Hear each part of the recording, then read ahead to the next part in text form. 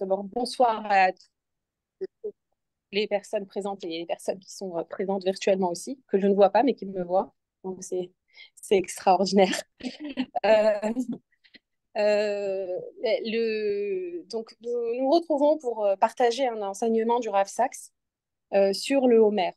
Et alors, les enseignements sur le Homer du Rav Sachs sont nombreux et ils sont disséminés aussi à travers ces enseignements. C'est-à-dire que vous avez quelques leçons sur le Homer, mais le Homer, c'est un sujet qui est évoqué dans Pessah, sujet de Pessah, c'est aussi un sujet qui apparaît dans la Torah à plusieurs reprises. À chaque fois qu'on parle des fêtes, le Homer apparaît aussi. Et, et bien, comme il n'y a pas de hasard, alors on tombe aussi dans la semaine de la parashat Emor. Euh, et Emor parle du Homer. Puisque dans notre paracha, nous avons l'évocation de toutes les fêtes du calendrier juif. Alors, ce n'est pas la seule fois qu'elles sont évoquées, elles sont évoquées à 5 reprises dans toute la Torah, et là, c'est la troisième fois qu'elles sont évoquées. Et le Homer apparaît dans notre paracha, et un des versets les plus connus, justement, sur le Homer est évoqué dans notre paracha, juste après que la Torah aborde la, la sortie d'Égypte et la fête de Pessah, et donc le fait que nous ayons une fête qui est chômée, avec un premier jour chômé, un septième jour chômé. La paracha nous dit Usfartem lachem imachorat Shabbat, miyom aviachem et omerat nufash, sheva shabbatot elimot tiena. Donc, vous devrez compter pour vous à partir du lendemain du Shabbat. Euh, euh, à partir du jour où vous allez apporter le homer. Homer c'est une mesure en fait, c'est une mesure d'orge qui était apportée au temple. Euh, et vous compterez 7 semaines jusqu'au 50e jour. Et là, au bout du 50e jour, vous apporterez une offrande qui sera composée de 2 pains qui sont, euh, qui sont fabriqués à partir du blé, de la nouvelle récolte, et ça sera un jour de fête. Donc, euh, en fait, le Homer, c'est un moment, on ne comprend pas très bien de quoi il s'agit, mais on sait que ça va nous mener, qu'on va compter à partir d'un certain moment, 49 jours, et que ça va nous mener à une date où on va apporter une offrande. Alors nous, on sait que c'est la fête de Shavuot, mais la fête de Shavuot n'apparaît absolument jamais dans la Torah en tant que fête du don de la Torah. C'est marqué nulle part que la Torah a été donnée le 6 ou le 7 Sivan. Ce sont des déductions que nous faisons. Et il semblerait donc que le Homer est extrêmement important puisque c'est lui qui nous mène à Shavuot et en vérité qui implicitement introduit le don de la Torah dans la Torah, en fait, la célébration du nom de la Torah dans la Torah. Euh, Ça, c'est par rapport à notre paracha. Euh, Maintenant, moi, je voulais aborder, il y a beaucoup, beaucoup d'écrits du Rav Sachs autour du Homer et beaucoup d'enseignements, et ils sont toujours très savoureux, c'est toujours une vision très nouvelle. Alors, vous avez dans son livre sur les fêtes, euh, un, un- et dans tout le chapitre qui parle de Pessah, il a 3 études sur le Homer qui sont passionnantes, dont la dernière, c'est pas du tout ce que je vais aborder, mais la troisième, elle parle de toute la notion du deuil autour du Homer et de la façon dont le judaïsme marque le deuil. Et c'est quelque chose qui finalement a un écho extrêmement contemporain. Mais moi, ce que j'avais envie de voir, c'est un petit peu le pont qui est fait entre Pessah et Shavuot à travers la Sphirata Omer. Et donc, j'ai pioché dans les idées du Rav Sachs un petit peu partout, mais je me suis particulièrement concentrée sur un de ces développements qu'il apporte dans sa Haggadah de Pessah, où il a tout un chapitre sur le Homer. Alors, et la question que j'essaye de poser, c'est de savoir, OK, nous sortons d'Égypte, nous fêtons la liberté, puisque la première fête qui est évoquée, c'est Pessah, et après Pessah, une fois qu'on fête cette liberté, qu'est-ce qu'on en fait de cette liberté? D'accord? C'est quoi la liberté en vérité? Et, euh, et en vérité, la Torah nous dit, Akadosh Baruch Hu nous dit dans la paracha de la semaine prochaine, dans la paracha de Behar, où on va parler aussi d'un conte. de 7 fois 7 et qui mène aussi à un cinquantième quelque chose, c'est le conte du Yovel, du jubilé, et qui aussi est très lié à l'idée de la liberté, puisque le Yovel, c'est le moment ultime où tous les esclaves sont obligés, sont de gré ou de force libérés. Même celui qui veut rester esclave peut pas rester, ne peut pas le rester. Et, et à la fin de ce chapitre qui nous parle du Yovel, le texte nous dit qui lit Béné Israël Avadim, Avadai Em, Asher Otseti Otam Meretz Mitzraim, Ani Hashem Elokechem. Parce que les Béné Israël sont mes serviteurs. C'est à moi qu'ils sont serviteurs. D'accord, ce sont mes serviteurs. Sous-entendu, ils ne peuvent être esclaves et serviteurs de personne d'autre, puisque c'est moi qui les ai fait sortir d'Égypte. À partir du moment où je les fait sortir d'Égypte, eh bien, ils ne peuvent plus appartenir à qui que ce soit. Et même celui qui veut lui-même s'asservir à quelqu'un ne pourra en aucun cas le faire, en tout cas pas de manière éternelle. Et je suis, parce que ce sont mes serviteurs que j'ai fait sortir de la terre d'Égypte. Je suis Hachem, votre Dieu. Donc ce verset-là, qui vient de la paracha de Béar au sujet du Yovel, nous dit que quelque part, la servitude à Dieu est une servitude qui est supérieure à toutes les autres et qui va finalement empêcher toutes les autres servitudes. Donc finalement, qu'est-ce qu'être libre totalement? Le seul moyen d'être libre totalement, avec ce pasouk, c'est de s'attacher à Dieu. Si on est attaché à Dieu, ben finalement, on n'est pas, on peut être asservi à rien d'autre.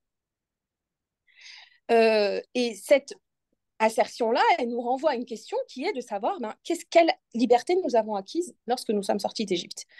Quelle en est la définition? Parce que si finalement on quitte une servitude pour passer à une autre servitude, qu'est-ce qu'on gagne? Alors on comprend, nous on se dit oui, puisque c'est être serviteur du créateur du monde, de Dieu, alors finalement on est libéré de tous les autres. Mais ça nous protège finalement, on a une sorte d'immunité vis-à-vis de tous les autres asservissements. Mais c'est une question. En fait, non, c'est une question qui est presque intemporelle. Ça veut dire que cette question, c'est de savoir euh, euh, qu'est-ce que ça signifie la libération d'une servitude, d'une situation de servitude, de dictature, de souffrance. Et c'est une question qui est posée avec acuité par le Rav Sachs dans un article qu'il avait publié, qu'il avait donné au journal The Times en avril 2003. Alors, la situation du monde n'était pas du tout la même. En avril 2003, on était à la suite des catastrophes, des attaques islamistes contre l'Amérique. Et puis, on était après, enfin, c'était la guerre d'Irak, c'était l'Afghanistan, c'était tout ça. Et donc, lui, à ce moment-là, au regard des conséquences des guerres de cette période, alors c'était il y a 20 ans, mais c'était hier et aujourd'hui, on a l'impression qu'on n'a pas tellement avancé finalement. On regarde les conséquences des campagnes en Irak, au Kosovo, en Afghanistan. Eh bien, dans cet article, il dit voilà, il y a eu des crises, toutes les diplomaties mondiales se sont impliquées. On a vu que ça menait à rien du tout. Donc, tout ça, ça s'est soldé par des opérations militaires et la victoire contre les dictatures. Alors, on a éradiqué Saddam Hussein, on a plus ou moins fait tomber le régime des talibans, mais après, et après. Parce que la célébration et la liesse populaire qui ont marqué la chute de ces dictatures auraient pu nous laisser espérer, avec tous ces printemps aussi qu'on a connus après, tous ces printemps arabes, auraient pu nous laisser espérer quelque chose de très solaire, de très beau pour l'humanité. Et pourtant, on voit bien que ces pays ont sombré dans le chaos, dans la violence, dans la guerre intestine. Et on se demande si le remède n'était pas pire finalement que la maladie. Et effectivement, les caméras qui étaient braquées sur ces zones eh bien, sont détournées vers d'autres sujets. On a eu d'autres priorités dans le monde et la scène internationale a été occupée par d'autres sujets. Et la libération, finalement, elle a pu arriver très vite. En un instant, on a envoyé des troupes, on a envoyé vraiment des armes ultra performantes. Et puis ça a été facile, finalement, d'éliminer ces dictateurs. Mais la liberté, le règne de la loi, de la justice, de l'égalité entre les hommes, le respect des droits humains, Et ben ça n'a jamais réussi finalement à se réaliser. Et donc, le Rav Sachs nous dit que le Homer, cette période qui va de Pessah à Shavuot, c'est justement le chemin que nous faisons, nous, en tant que peuple juif, pour passer de la libération à la liberté. Euh, la liberté, elle ne s'acquiert pas en l'espace d'une nuit. La libération, oui. Il peut y avoir un changement de régime, on peut faire tomber un régime. Mais comme le dit le dicton, il a fallu un seul instant pour faire sortir les Juifs, les Hébreux d'Égypte, mais il en faut beaucoup plus. Il faut des années pour réussir à faire sortir l'Égypte des Hébreux. Euh, et pour y parvenir, il faut du temps, il faut de l'éducation, il faut un travail personnel et un travail collectif. Alors, on aurait pu imaginer la sortie d'Égypte, en vérité, comme, vous savez, c'est un peu la cloche qui sonne dans une école, c'est la fin, c'est la récréation, ça marque la liberté. Et donc, ben, on sort et puis, waouh, on crie, on chante, on danse. Et on va faire Coachella dans le désert. En plus, on est dans le désert, donc on peut faire un super festival. Sans, il n'y a pas de Dieu, il n'y a pas de maître, il n'y a pas de loi, il n'y a plus rien, il y a plus de capots qui viennent frapper les esclaves hébreux parce que le travail n'avance pas assez vite. Il n'y a plus personne qui va venir jeter les petits garçons au Nil. Donc on est libre et puis c'est la joie et puis on est sans limite et c'est la fête. Et pourtant, Akadosh Baruch Hu ne laisse pas de temps libre, il ne laisse pas de vide, il ne laisse pas de vacuum. Tout de suite, il va les mettre en direction de quelque chose. Et tout de suite, on va commencer à compter. Et, euh, et parce que euh, déjà, il y a 3336 ans, quand on est sorti d'Égypte, eh bien, on part pour un long chemin avec un but. Et le but, c'est d'arriver déjà au pied du mont Sinaï. Euh, Aujourd'hui, la sortie d'Égypte, elle est célébrée notamment par le CEDER, par une soirée dont le but, c'est d'éduquer, de transmettre. On pourrait décider que marquer notre liberté, ben, c'est faire le bal du 14 juillet, c'est faire une fête. Oui, dès que les révolutions sont célébrées par des liesses populaires, par des moments où on se libère de tout ce qui peut nous angoisser. Alors que nous, on fait ça, on le célèbre par un cédère, par un ordre. C'est justement tout le contraire de ce qu'on pourrait imaginer. La liberté, on fait ce que je veux, je fais ce qui me plaît quand ça me plaît. Il n'y a pas de, y a pas de, y a pas d'ordre, il n'y a pas de limite, il n'y a pas de temps, il n'y a pas de. Et puis, tout de suite, en vérité, on célèbre cette liberté par le CEDER. Et dans le CEDER, l'essentiel du CEDER, c'est l'éducation, c'est la transmission. Et c'est pas seulement le discours, parce que sinon, il s'agirait on pourrait faire un symposium autour de ce que signifie la sortie d'Égypte et la liberté, etc. Mais non, comment est-ce qu'on célèbre le CEDER? Eh bien, par une immersion sensorielle, par quelque chose, par de la nourriture, par des odeurs, par des chants, par un échange, par quelque chose de très familial, en fait, finalement, une expérience, en fait. Et c'est ça qui va nous. C'est un vécu. Et c'est ce vécu-là qui nous replonge dans les conditions de notre liberté et qui nous fait réfléchir euh, à notre place, à nous, à notre position dans la vie et par rapport à notre liberté personnelle et à notre Mitzraïm, à nous, à notre Égypte, à nos limites, à tout ce qui nous, à tout ce qui nous attache en fait, qui nous empêche de nous projeter, d'avancer. Ça peut être les angoisses, ça peut être des peurs, ça peut être des croyances, ça peut être notre passé, ça peut être tout ce que vous voulez. Donc c'est ça l'Égypte dont on sort et c'est la célébration de la sortie d'Égypte. Elle se fait par ce moment éducatif et ce moment de vécu. Euh, Exactement. Il y a pas, alors ça, c'est une grande phrase du Rav Sachs. C'est une grande phrase du Rav Sachs. Euh, et, ouais, ouais. Et, euh, et, et oui, oui, parce que en fait, il le dit toujours. Il dit que pour que la liberté ait un sens, on est obligé de passer par l'éducation. Et il le dit, je reviendrai dessus, mais à un moment, il dit une fois que les armes se taisent, ce qui peut permettre de faire perdurer cette liberté, c'est les valeurs et l'éducation qu'on va donner aux populations. Et quand on n'a pas donné, qu'on n'a pas déjà réfléchi à cela avant, alors on peut libérer tout, on peut faire tous les printemps que vous voulez dans le monde, ça n'aboutit à rien au lendemain de ces liesses populaires. Donc, cette liberté, finalement, nous dit le Rav Saks, c'est un voyage. Ce n'est pas une réalisation soudaine. Euh, et le Rav Saks se dit, je me demande si nous avons déjà tiré la leçon biblique du long chemin vers la liberté, qui est ce qu'une nation apprend à ses enfants, que ce qu'une nation apprend à ses enfants est aussi important que l'arsenal militaire dont elle dispose. Ça rejoint exactement euh, ce qu'on voit. Et c'est exactement, c'est-à-dire ce problème, il résonne avec acuité aujourd'hui quand on connaît les programmes éducatifs de nos ennemis. Et on sait à quel point on parle de liberté, on parle, mais quelle valeur transmettez-vous? Et finalement, le Rav Saks nous dit que c'est quand le combat sur les champs de bataille prend fin que le rôle de l'éducation va vraiment commencer à se réaliser. Alors, le Rav Saks, dans ses différents écrits, va revenir sur le rôle du Homer dans l'éducation et dans l'éducation à la liberté particulièrement. Et même plus, il va trouver dans le Homer une base programmatique pour une société juive moderne et vibrante.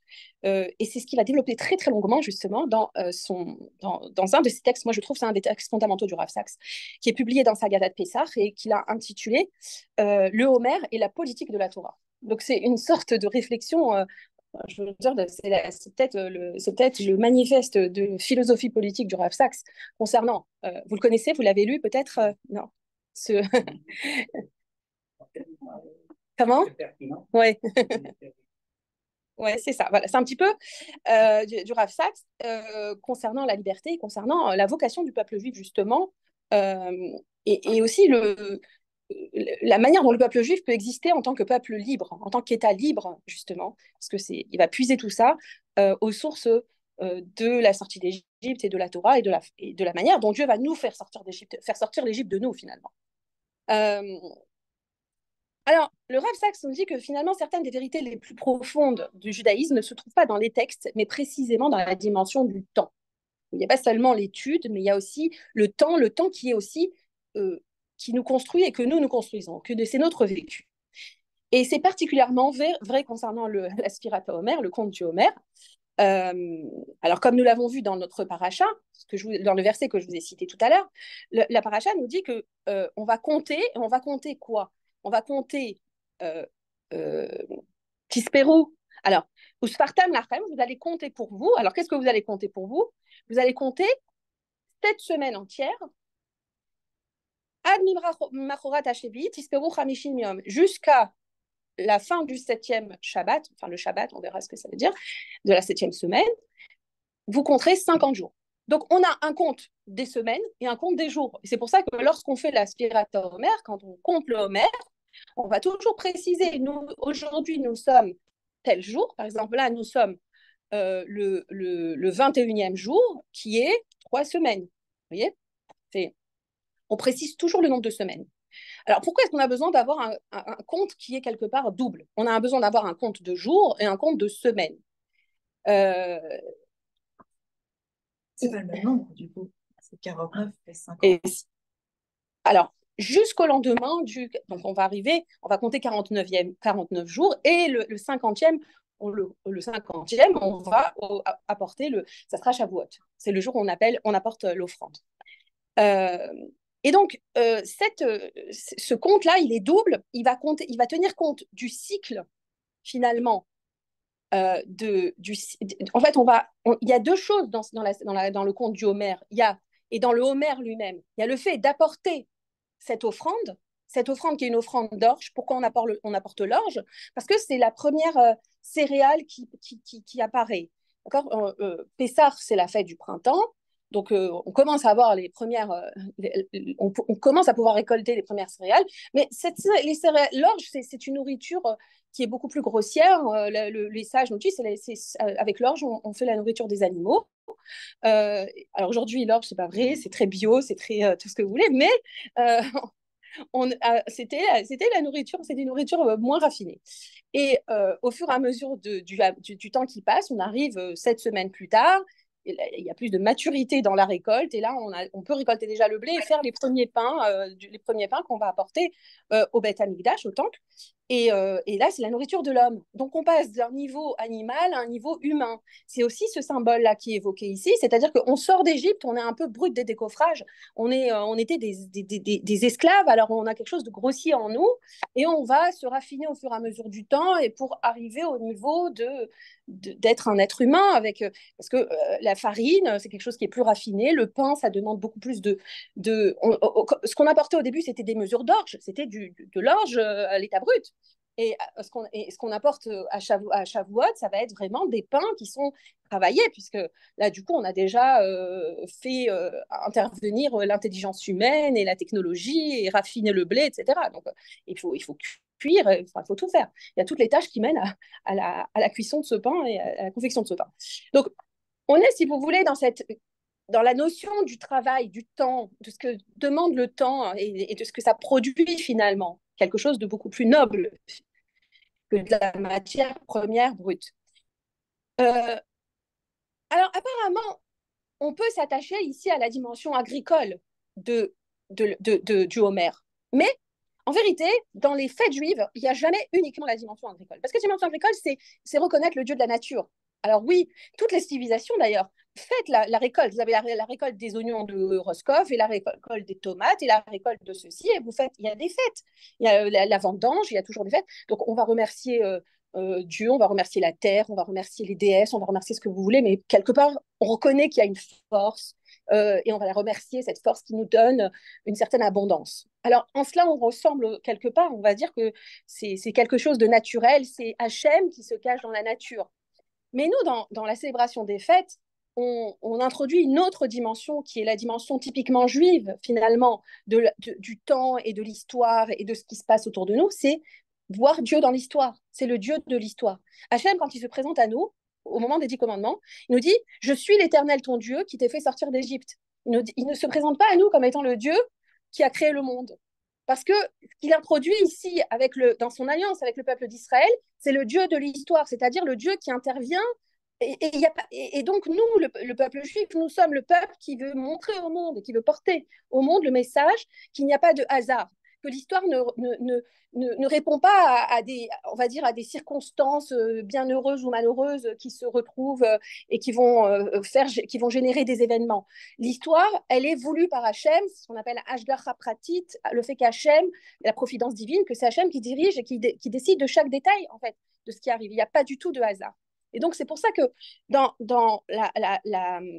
la tradition juive, elle donne aussi une autre signification à ce conte. La Torah, elle fait passer la conscience de la nature à l'histoire. Dieu, c'est le Dieu de la nature. Toutes les civilisations, comme je vous l'ai dit, ont plus ou moins intégré cette notion-là. Mais la Hashgacha, c'est typiquement un concept qui est introduit par Hachem envers le peuple d'Israël. Et à côté de la célébration agricole, eh bien, le peuple juif rythme son année en souvenir des événements qui font éclater l'intervention d'Hachem dans l'histoire et notre reconnaissance de celle-ci. Donc, ces 49 jours qui vont de Pessah à Shavuot, outre le temps de la maturité, la récolte et ce que vous voulez, sont ceux qui vont de notre libération de l'esclavage égyptien au moment où on va se tenir au pied du mont Sinaï et que nous allons recevoir notre constitution, la Torah. La Torah, qui est la constitution de ce qu'on appelle Mamlechet Kohanim Vegol Kadosh. Au pied du mont Sinaï, Dieu fait une alliance avec nous et il nous dit, vous serez mon peuple trésor, entre guillemets, parmi tous les peuples. C'est-à-dire que c'est vous qui allez devoir porter mon message à l'humanité. C'est pas peuple élu dans un sens supérieur qui veut écraser les autres, pas du tout. On est censé représenter Hachem, on est censé porter ce modèle et la parole d'Hachem dans le monde. Et, euh, et de l'autre côté, nous, on est Mamlechet Kohanim Vegol Kadosh, une nation de prêtres et un peuple saint. Et donc, ce Mamlechet Kohanim Vegol Kadosh, on a eu la définition la semaine dernière dans la parashat Kedoshim de ce que ça veut dire être saint. Ça veut dire, c'est pas être déconnecté du monde, mais c'est être, le Rav Sachs nous dit, c'est être en même temps dans ce monde, mais ne pas être de ce monde. Vous voyez, on est les deux en même temps.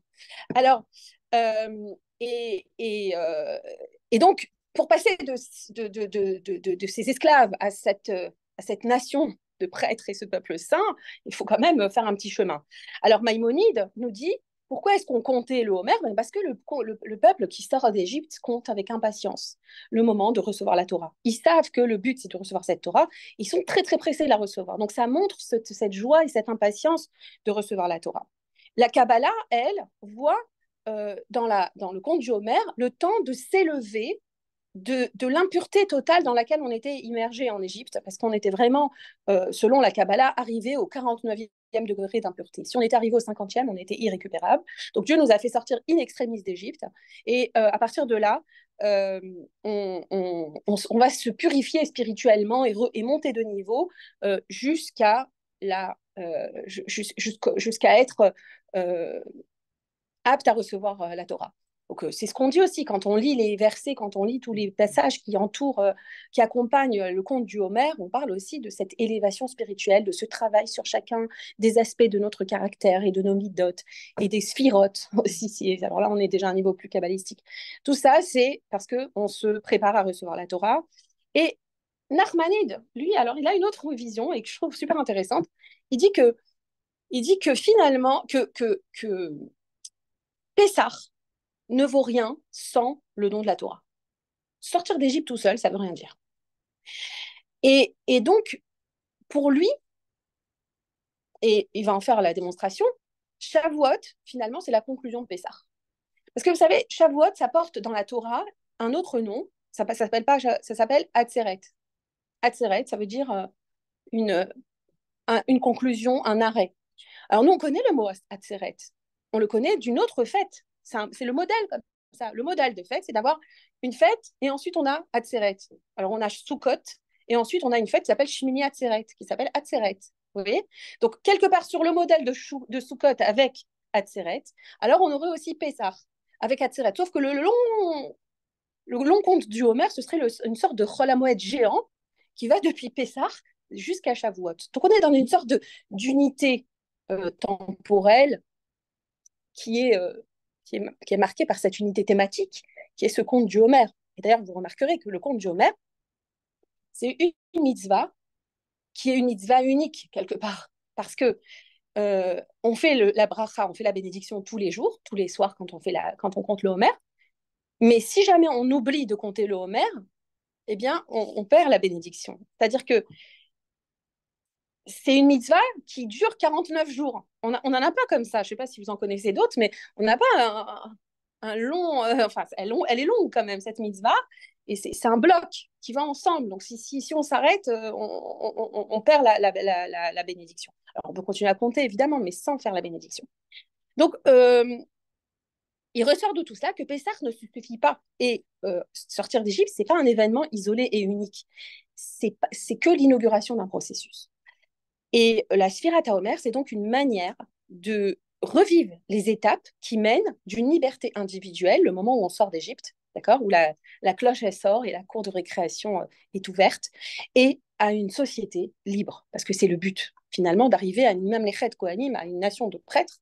On ne peut pas être des individus libres, euh, euh, voués à eux-mêmes. Pardon. Des électrons libres. Des électrons libres, exactement. Alors, le Rav Sachs va s'intéresser dans cet essai, là, dont je vous ai parlé, à l'un des articles de philosophie politique les plus influents du XXe siècle, qui a été écrit par alors c'était un juif anglais, enfin anglais. Il est né à Riga, en Lettonie, en 1909, et il est mort en 97 à Oxford. Et, et il s'appelait Isaiah Berlin. Alors, Isaiah Berlin, il a même été anobli par la reine, Sir Isaiah Berlin, est considéré comme l'un des philosophes euh, libéraux, libéraux pluralistes, on va dire, les plus connus et les plus influents du monde anglo-saxon du XXe siècle. Et il a écrit un essai qui s'appelle Deux conceptions de la liberté, qu'il a écrit en 1957 et dans lequel il va exposer deux concepts de liberté. L'un, alors on a deux concepts, les deux concepts, c'est l'un qui s'appelle la liberté euh, négative et l'autre, c'est la liberté positive. Alors vous connaissez, ouais.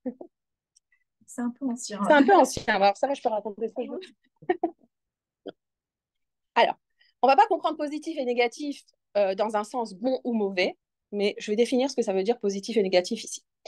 Alors, la liberté négative, selon Berlin, c'est être libre de, être libre par rapport à quelque chose. En anglais, il dit freedom from. C'est la liberté pour l'individu de faire ce qu'il veut, sans que quiconque ne puisse intervenir, s'ingérer dans son système ou n'exercer de contraintes sur lui. Donc, c'est une liberté individuelle. J'agis comme je veux, en fonction de mes croyances. C'est moi. Donc, la liberté, ça, c'est la liberté négative. La liberté positive, c'est être libre pour. Freedom for. Donc, l'un, c'est être libre par rapport à quelque chose, être libre de quelque chose qui m'entrave. Et l'autre, c'est être libre pour, dans le but de la possibilité pour l'homme d'agir pour réaliser ses intérêts personnels ou des intérêts collectifs, peu importe, ou ses croyances. Alors, dans ces années qui suivaient la Seconde Guerre mondiale, et en pleine dictature communiste, en plus, Berlin a eu l'occasion d'aller en URSS et de rencontrer quelques personnes qui souffraient énormément du régime et qu'il en est sorti assez. Ça a été des rencontres qui l'ont profondément marqué. Donc, il avait déjà une approche libérale de l'histoire politique, de la politique, des idées politiques. Mais quand il ressort de ces rencontres, évidemment, il est vraiment encore plus confirmé dans cette approche. Et donc, en pleine dictature communiste, Berlin, euh, inquiet de l'usage et des dérives dictatoriales de la liberté positive, où, au nom d'une rationalité et de valeurs suprêmes, parce que si c'est être libre pour, alors si l'idée suprême, c'est l'égalité entre les hommes, on considère que ça, c'est la rationalité ultime et que tous les hommes devraient penser comme ça.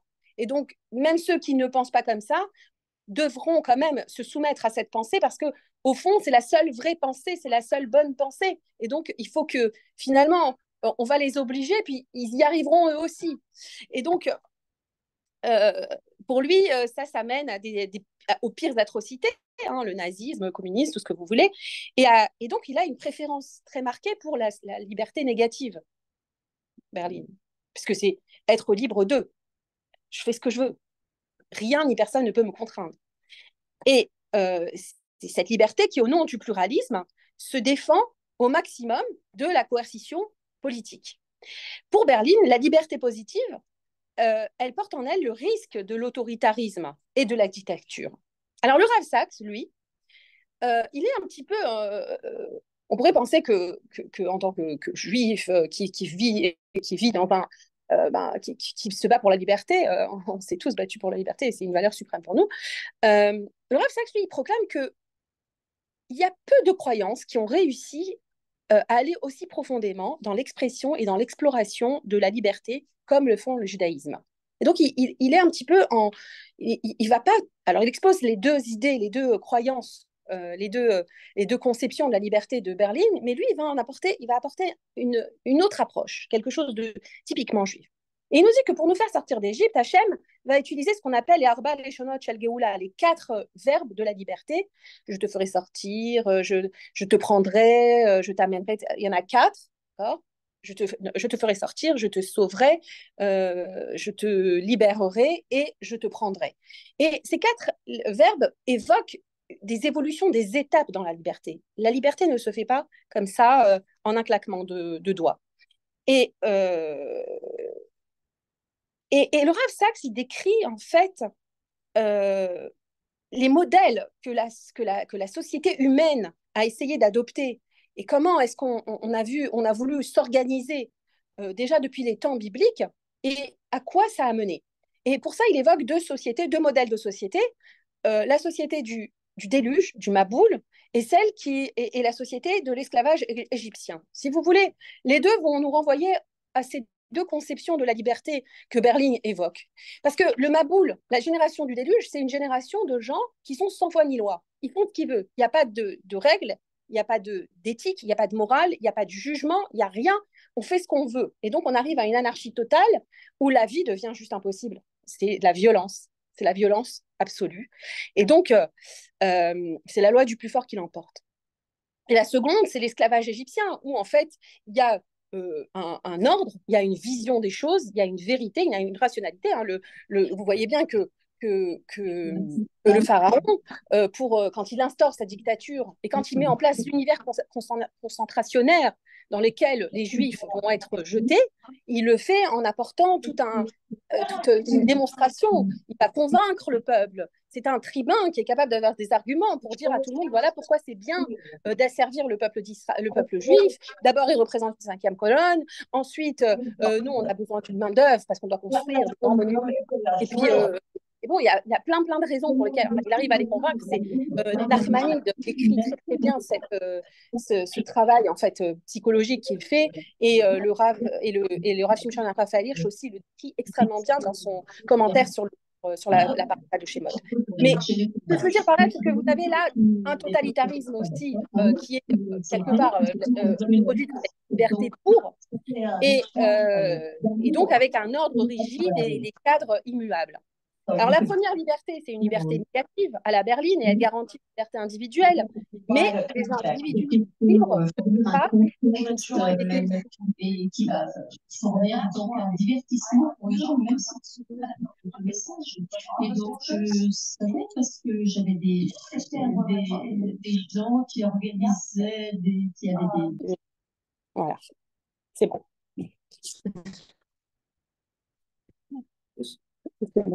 Je vais juste désactiver. Alors, donc, pour revenir à ce que je disais, la, la, les libertés individuelles des individus libres ne font pas forcément une société libre.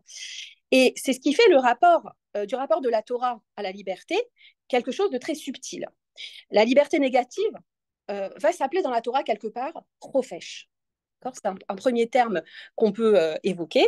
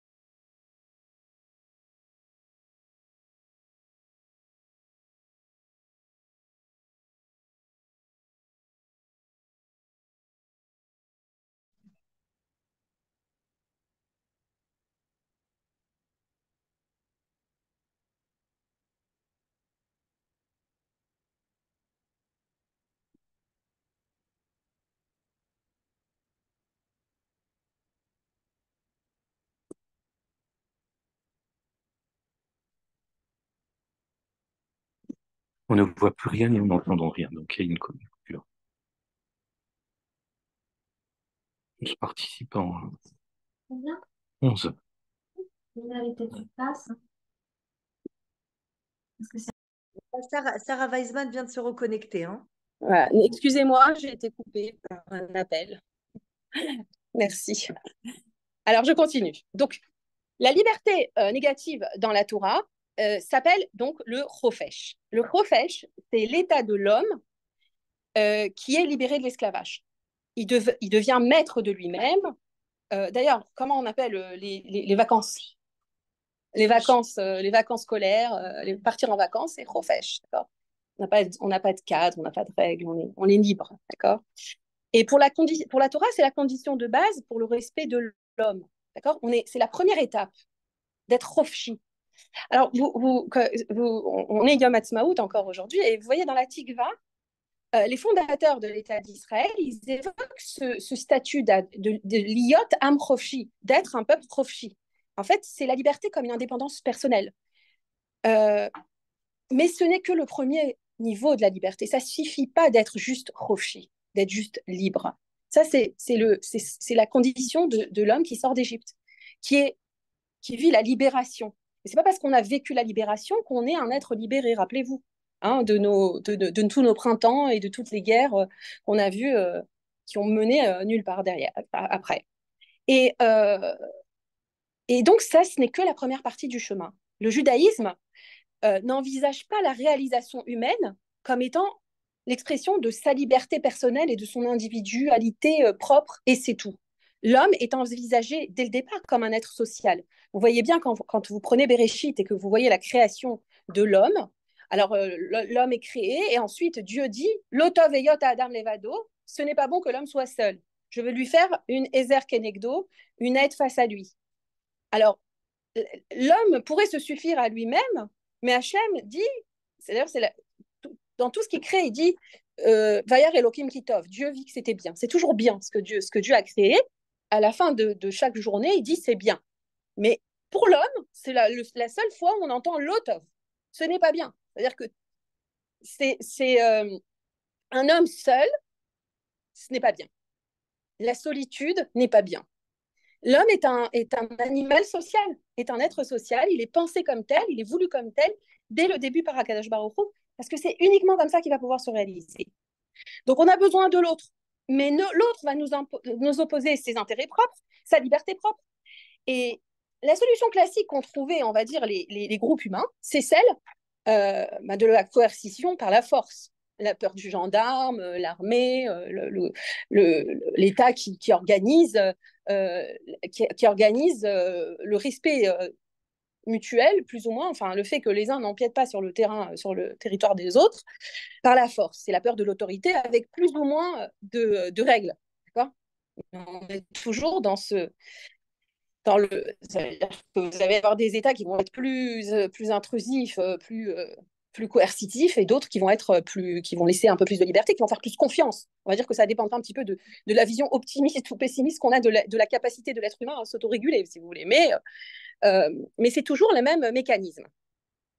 C'est avec l'idée que l'État ne doit s'ingérer dans les affaires individuelles que dans la mesure où il y a atteinte à autrui. Sinon, chacun fait ce qui lui plaît. Mais la solution juive, nous dit le Rav Sachs, pour amener les hommes à vivre en bonne intelligence, elle est tout autre. L'alternative à la force, à la peur du gendarme, c'est la confiance. Nous parlons, en tant qu'être humain, nous parlons, nous communiquons, nous échangeons, nous nous engageons, nous faisons des promesses et nous prenons des engagements mutuels. Et le Rav Sachs introduit ici un concept de linguistique qu'il appelle en fait la phrase performative. La performativité, c'est l'usage des mots pour créer une réalité. Par exemple, quand vous passez devant monsieur le maire et qu'il vous dit « je vous déclare marié et femme », eh bien en fait, par cette phrase, il intègre les conjoints dans l'institution du mariage, avec tout ce que ça comporte comme devoir, comme droit, comme responsabilité. Le mot hébreu pour cela, c'est ce qu'on appelle le brit. D'accord. Donc on a vu un mot, c'était d'abord le chofesh. La base, c'est le chofesh, mais là on est dans le brit, qui nous engage dans une responsabilité mutuelle. Et ça, c'est fondamental. D'ailleurs, le Rav Sachs revient énormément sur cette idée qu'il n'y a pas de liberté sans responsabilité, en se fondant sur Victor Frankel, qu'il cite abondamment et qu'il prend comme un modèle finalement, parce que Victor Frankel, avec sa logothérapie, sa thérapie par le sens, avec son approche de psychologie positive, finalement, ça a été un des fondateurs, enfin, ceux qui ont lancé tout ce courant de psychologie positive. Et donc, Victor Frankl qui dit qu'il ne peut pas y avoir de liberté sans responsabilité. Donc, la forme la plus basique de l'alliance, c'est le mariage, qui va voir deux personnes libres s'obliger l'un envers l'autre. Il faut être un peu fou, mais on est beaucoup à le faire. Et on le fait non pas par la force, mais par l'amour, la fidélité, la confiance, la capacité à prendre des responsabilités et la décision que les intérêts de mon conjoint ne sont pas moins importants que les miens propres. C'est une volonté. C'est performatif quelque part. Ça, on a décidé ça. Et puis on se crée une obligation. Et ça, c'est ce qui nous est beaucoup décrit dans le livre de Bereshit, puisque Bereshit, c'est des histoires de famille, des histoires de mariage, des histoires de liens, de fidélité, etc. Dans Shemot, on va voir cette alliance à un niveau beaucoup plus social. C'est une alliance sociale, c'est une alliance qui va inclure tout le peuple. Les Hébreux, qui sont devenus un peuple dans le creuset de l'Égypte, ils vont prendre sur eux cet engagement les uns envers les autres et aussi tous ensemble envers Dieu. Il y a une sorte de triple brite, de triple alliance entre les béné Israël les uns envers les autres et Akadosh Baruch. Cette société s'unit non pas par la force, mais par la parole donnée au pied du mont Sinaï. Et c'est la première religion, nous dit le Rav Sachs, de la parole donnée, dont l'objet le plus saint est un livre, et la valeur suprême, c'est Dieu qui contracte une alliance avec un peuple, et par là même, il fait de l'amour une loi, et de la loi, l'amour.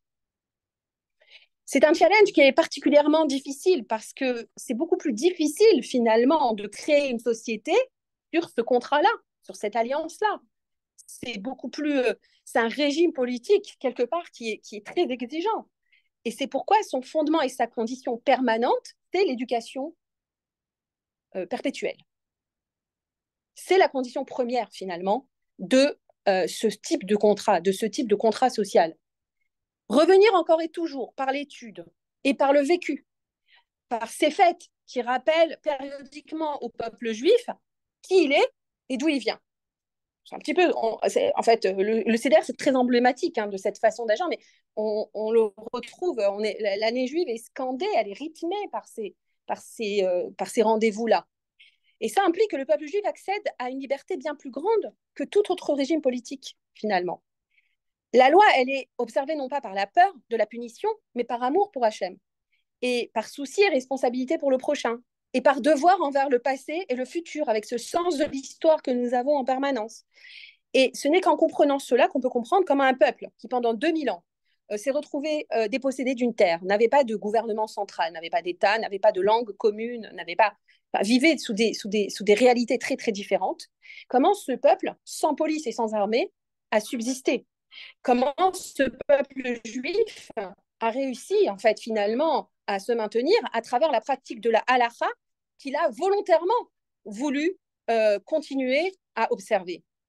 Dans Pirkei Avot, que nous lisons aussi entre Pessah et Shavuot, et qui fait partie, comme le Homer, comme le conte du Homer, de ce travail qui nous mène à la liberté, puisque le Pirkei Avot, c'est les maximes des pères, mais c'est aussi un livre de morale, d'éthique, qui nous apprend en fait à apprivoiser cette liberté. Comment nous comporter, comment être. C'est un...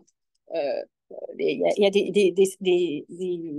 des commentateurs qui disent pourquoi est-ce qu'on lit Pirkei Avot entre Pessah et Shavuot, parce que il y a un principe qui est donné dans Pirkei Avot qui nous dit Derech Eretz kadma la Torah. Le Derech Eretz précède la Torah. On va recevoir la Torah à Shavuot. Alors, avant de recevoir la Torah, on nous apprend le Derech Eretz. Alors, le Derech Eretz, on le traduit beaucoup par les bonnes manières, le savoir-vivre, etc. Mais il ne s'agit pas du savoir-vivre, bonjour madame, au revoir monsieur, merci, etc. Il s'agit du savoir-être, du savoir-exister. C'est pas uniquement dans notre rapport avec autrui, mais c'est notre rapport avec nous-mêmes. C'est un travail qui est beaucoup plus holistique sur nos personnalités. Et dans Pirkei Avot, dont la lecture nous accompagne aussi, là, au même titre que le Homer, avec des chapitres comme ça chaque semaine qui vont faire écho aussi à ce sur quoi on va travailler pendant les différentes semaines du Homer. Il y a un autre mot qui va exprimer la finalité de cette liberté. Je vous ai parlé du chofesh, je vous ai parlé du brit qui nous permet, en fait, que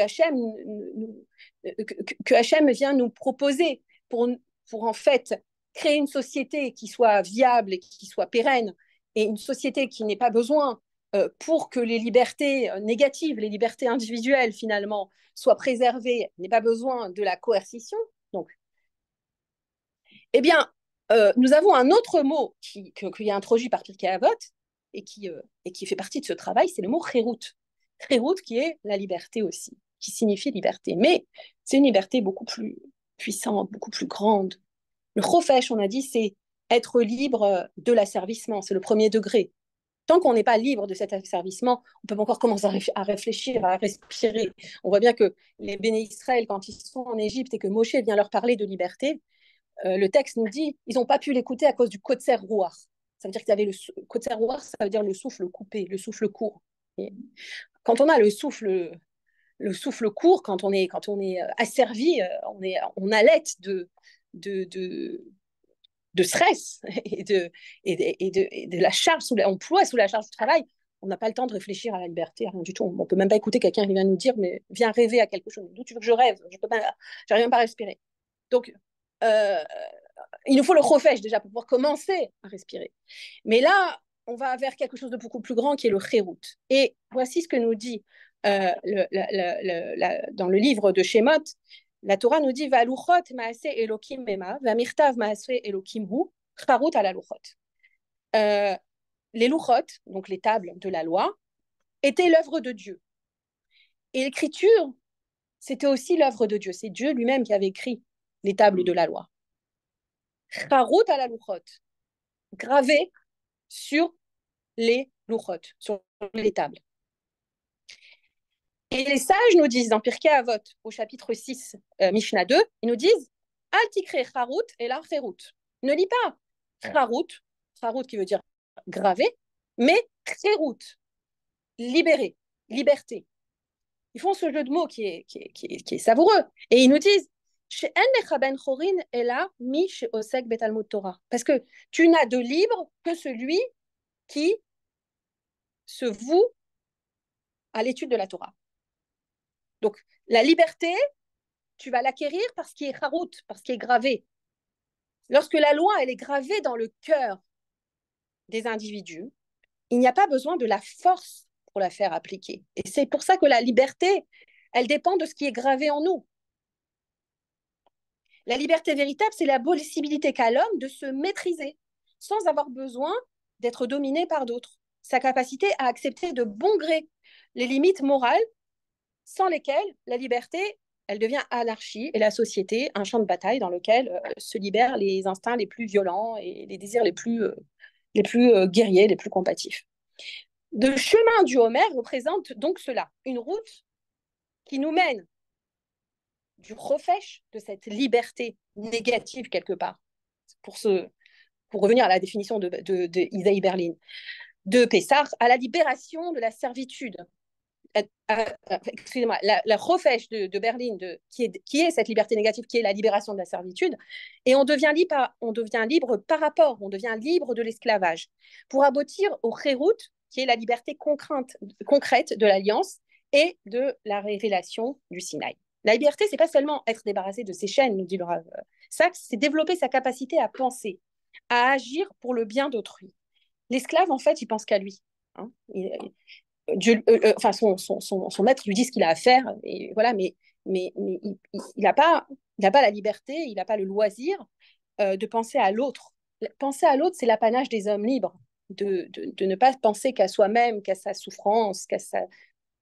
Quand je parle d'être esclave, c'est pas seulement être esclave en Égypte, mais c'est aussi être esclave de soi-même, esclave de ses peurs, esclave de ses angoisses, esclave de ses croyances. Et quand on est enfermé dans notre univers, alors on n'est pas capable de sortir vers l'autre, de penser à l'autre. Et donc, le premier degré déjà, pour pouvoir se projeter vers l'autre, c'est déjà être capable de sortir de soi-même, sortir de ce qui nous entrave. Et c'est ça le chofesh déjà, c'est le premier degré. Cette capacité-là à sortir et à faire ce travail-là, eh bien, elle s'appuie sur le rapport à l'autre. Elle s'appuie sur la famille, sur l'école, sur les lieux de culte, sur le lien entre les générations, sur les prières, sur les histoires qu'on se raconte et qu'on raconte aux autres. Elle demande de la pratique et pour ça, il faut du temps. Ça ne se fait pas du jour au lendemain. Entre Pessah et Shavuot, on devient conscient du temps. On compte. Et on voit le temps. On le vit. On l'exploite. Et on l'exploite et on en devient les maîtres pour devenir ce qu'on appelle les bâtisseurs du temps, pour reprendre le mot d'Abraham Eshel. Et donc, on est les bâtisseurs du temps, mais c'est le temps qui nous bâtit aussi. Il faut accepter que ce temps nous bâtisse. Et si on ne veut pas que le temps soit juste du temps perdu ou de tuer le temps finalement, ou que ce soit le temps qui nous tue dans l'autre sens, alors il faut lui donner un sens. Et c'est ça que le Sfirat Omer nous apprend. Le conte du Homer, si vous voulez, c'est dès qu'on sort d'Égypte, Hachem ne nous laisse même pas le temps de nous installer dans le loisir de tuer le temps. Il va tout de suite nous dire, si tu veux devenir autre chose qu'un esclave, il va falloir que tu apprennes à te construire avec le temps, à construire le temps, à maîtriser le temps, à ne pas te laisser dépasser par les choses. Et donc, ça va être ce conte qui commence et qui nous amène petit à petit vers le mont Sinaï. Euh, et donc, si vous voulez, Pessah, c'est que le début du chemin, c'est pas la finale, c'est pas du tout la finalité. C'est pour ça que c'est comme un Chol Hamoed qui va jusque. Et c'est pour ça qu'on a la Sfirat Omer. Et c'est pour ça que finalement, Pessah ne vaut pas 100 Shavuot. On commence à compter déjà dans Pessah. Il y a eu, vous savez, il y a un très très bel article du Rav Sachs qui est très très, je dirais presque l'homme d'Ish. Ça veut dire c'est très ouais, c'est sur les textes. Il faut revenir vers la Gemara, vers beaucoup de sujets qui sont très profonds comme ça. Et qui demande un peu plus de temps, je pense, où il expose différentes controverses qu'il y a eu sur la fixation de Homer. Comment on compte le Homer? Est-ce qu'on commence à compter, parce que c'est marqué Machorat à Shabbat, le lendemain du Shabbat. Alors, mais nous, on compte le lendemain du premier soir de Pessah. En fait, on compte à partir du deuxième Seder, du deuxième soir de Pessah. Qui nous dit, vous savez bien que les chrétiens, ils l'ont compris à partir du lendemain, du dimanche, etc. Mais déjà à l'époque talmudique, il y avait beaucoup de discussions entre les Sadducéens et les pharisiens et les Esséniens. Et il y avait différentes chitotes, si vous voulez. Il y avait différentes façons d'aborder ce conte du Homer. Certains disaient qu'il fallait commencer à compter après Pessah, d'autres qui disaient qu'il fallait commencer à partir du dimanche parce que c'est le lendemain du Shabbat, et d'autres qui disaient qu'il fallait compter à partir de beaucoup plus tard. Enfin, il y a plusieurs chitotes. Finalement, celle qu'on retient, c'est celle des Prouchim, des pharisiens, qui nous dit qu'il faut compter à partir du lendemain, que le Shabbat dont on parle ici, c'est quoi? C'est le jour chômé qui est Pessah, qui s'appelle aussi un Shabbat, puisque toutes les fêtes sont des Shabbaton, sont des jours de, de, de repos, sont des jours chômés, et que, euh, et que finalement, alors, on va compter à partir de ce moment-là, et on va aller jusqu'à Shavuot.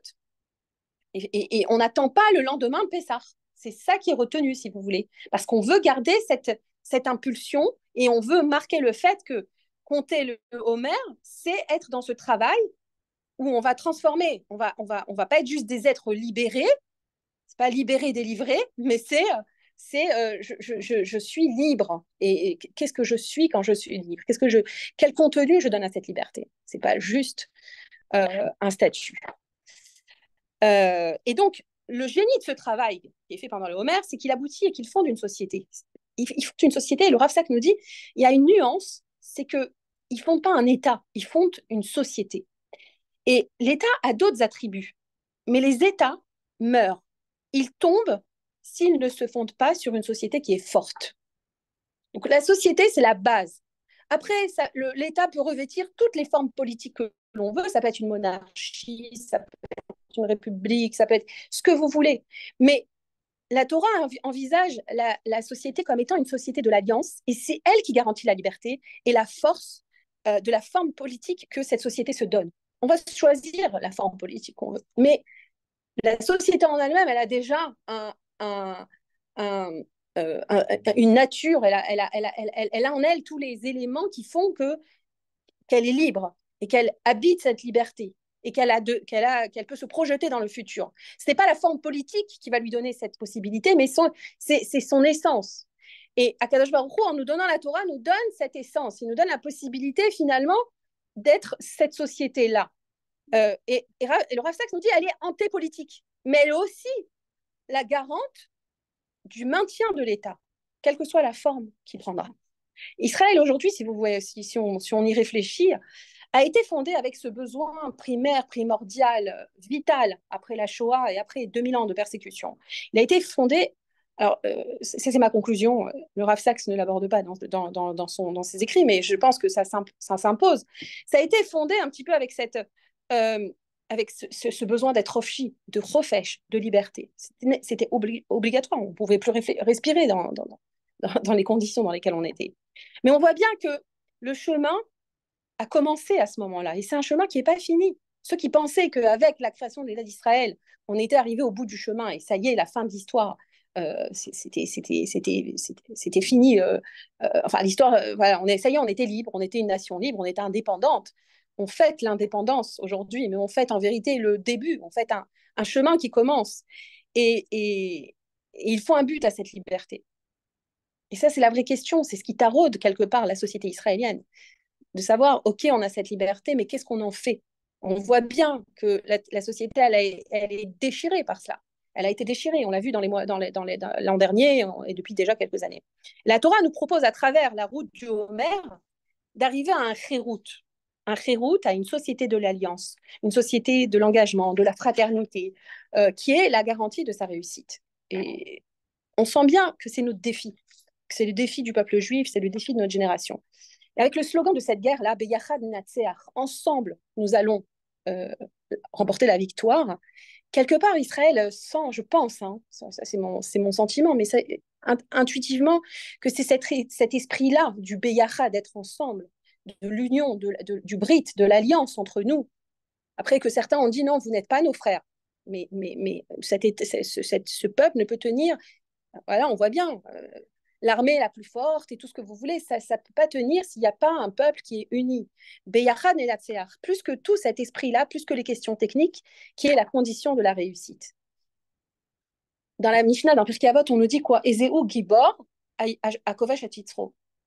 Nous, le peuple juif, le Gibor, le héros, c'est pas le super-héros, c'est pas les héros de la mythologie qui sont des surhommes, enfin qui sont des dieux, qui ont des forces surnaturelles.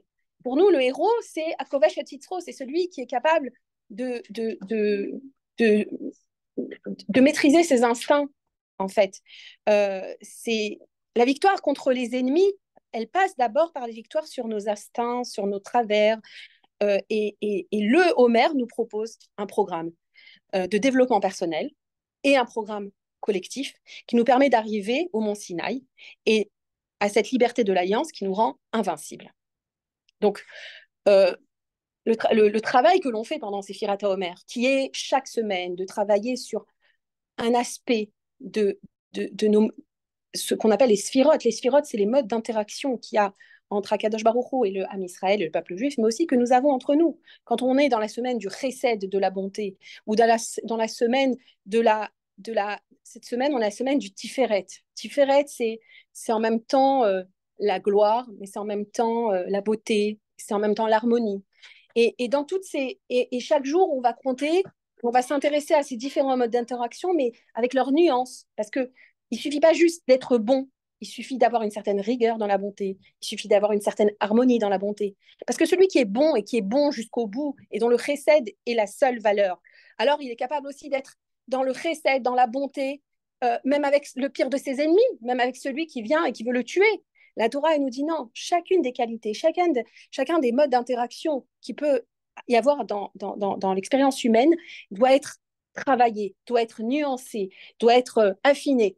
Et en fait, en travaillant tout ça sur nous, on arrive, et avec l'aide de Pirkei Avot aussi, au pied du mont Sinaï, avec cette capacité d'être dans la société de l'alliance, dans la liberté qui est fondée sur ce brit, sur cette alliance, où finalement on n'a pas besoin d'avoir une force extérieure qui vient nous contraindre, mais où on a une autodiscipline qui est fondée sur cet amour, cette envie d'être dans le lien à l'autre et dans le lien avec Akadosh Baruch Hu.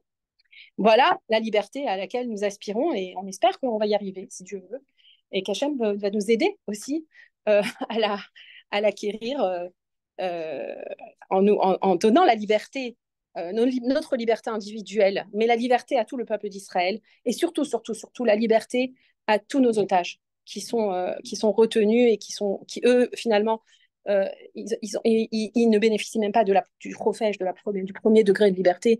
Et ça, vraiment, on prie à Kadosh Baruch Hu pour qu'il y ait un grand miracle et que ça soit très vite une, une grande fête de la liberté pour tout le Ham Israël. Amen. Voilà. Merci beaucoup. Ouais. Merci. Merci Sarah, c'était excellent. Merci beaucoup. Merci. Est-ce que vous avez des questions, des remarques? Vous aussi sur Zoom, si vous avez des choses à dire. Oui, moi je pense que la liberté, ça passe d'abord, comme vous avez dit, par la confiance mutuelle. Oui. Et malheureusement, c'est ce qui manque le plus en Israël. Et depuis la nuit des temps, les Juifs se sont disputés se sont entretués presque. Ouais. Il ne faut quand même pas oublier, bon, je ne vais pas citer des exemples, mais vous les avez tous en tête. Hein. Bon, alors, bon, moi, je suis d'un tempérament plutôt optimiste, donc j'espère toujours que un jour ou l'autre, effectivement, la liberté sera acquise par, premièrement, la confiance mutuelle et deuxièmement, par l'acceptation d'un certain nombre de règles. C'est un petit peu, quelque part...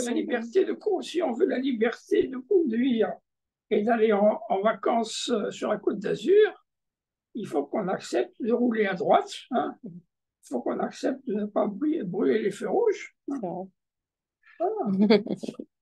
C'est bien vrai. C'est bien vrai.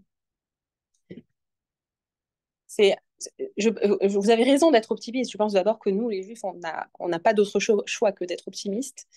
Et c'est vrai que dans ce moment qui est un moment d'épreuve et un moment où on a beaucoup de questionnements, on sent que c'est un moment où le destin du peuple juif se joue aussi.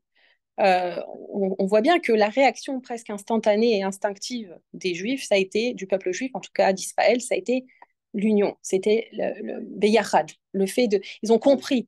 Est-ce que cette conscience, elle va descendre et elle va pénétrer tous nos actes? C'est un travail. On se rend bien compte que ça ne suffit pas juste d'avoir des grands slogans et des déclarations d'intention. Il nous faut... voilà, le Homer, ça nous montre justement que c'est un combat permanent contre nous-mêmes d'arriver à cette... Et bon, j'ai pas du tout évoqué l'aspect justement du Homer avec la mort des élèves de Rabbi Akiva, le deuil, qui résulte aussi de ce manque d'amour qu'ils avaient, de respect entre eux. Mais ce qui est intéressant, c'est justement que dans la mort des élèves de Rabbi Akiva, ce qui est quand même incompréhensible, parce que c'est les élèves du maître dont tout l'enseignement, c'était « tu aimeras ton prochain comme toi-même », un verset de la paracha de la semaine qui vient de passer. Alors que comment les élèves du maître qui a mis le plus en avant cette phrase, ce verset, ont pu à ce point manquer d'amour, enfin, ont pu mourir à cause de ce manque.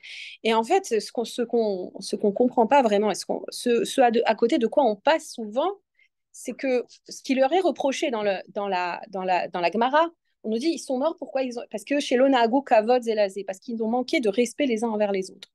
Leur problème, c'est pas qu'ils ont manqué d'amour les uns envers les autres, mais c'est qu'ils ont manqué de respect. Et dans la vie, on a souvent tendance à confondre l'amour et le respect. Mais quelquefois, on peut aimer et on peut étouffer d'amour, on peut écraser d'amour, on peut empêcher l'autre de vivre en disant je t'aime tellement. C'est un petit peu cette idée même si on veut aller un peu plus loin, de la liberté positive dont on parlait ici. C'est-à-dire que si je pense qu'une idée est la bonne et que c'est ça la vérité, alors je peux en arriver à l'imposer à l'autre sans le respecter. Et respecter l'autre, c'est laisser l'autre exister avec son opinion. Donc, quand on parle de cette nécessité de s'unir, il y a toujours cette idée de yachad, d'être ensemble. Mais être ensemble, ça ne veut pas dire être uni, ça ne veut pas dire être uniforme. C'est ça. Ça veut dire c'est accepter la diversité, c'est accepter que les autres soient différents. Et c'est ça qu'on espère. On espère que nous tous, d'ailleurs, il faut déjà commencer par nous-mêmes parce que c'est pas évident d'avoir cette capacité à entendre l'autre et à écouter son opinion et à la laisser exister. Chacun doit faire cet effort et on espère que ça sera quelque chose qui va au fur et à mesure faire des émules dans tout le peuple d'Israël parce que c'est ce dont on a besoin en vérité. Est-ce que vous avez d'autres... Non. Ouais. Ce que vous venez de dire, il y a la semaine dernière, il y a plein de otages, une femme très âgée, 84 ans, Alma Abraham, elle a été libérée. Elle avait été libérée il y a 4 mois. Ouais. Elle était à l'hôpital. Elle était dans un état de santé délicate. Elle n'a pas pris son traitement pendant les 50 jours. de captivité. Pourtant, 4 mois plus tard, elle se porte très bien. Elle est revenue à un état de vie, de lui, en avoir, en avoir. Ouais. Donc, je pense qu'effectivement, l'observance pour une expérience qui est un extrême, parce que derrière quand même une connaissance, ce qui me fera un peu optimiste pour cette étape. Amen, amen, amen. Amen. Bon, bah écoutez, si vous n'avez pas d'autres questions, d'autres remarques, et que ah oui, c'est là je me suis mise, j'ai parlé, enfin c'est ma bouche qui a dit ces mots, mais je vous ai donné son cheminement parce que c'est, je vous dis, c'est vraiment pour moi.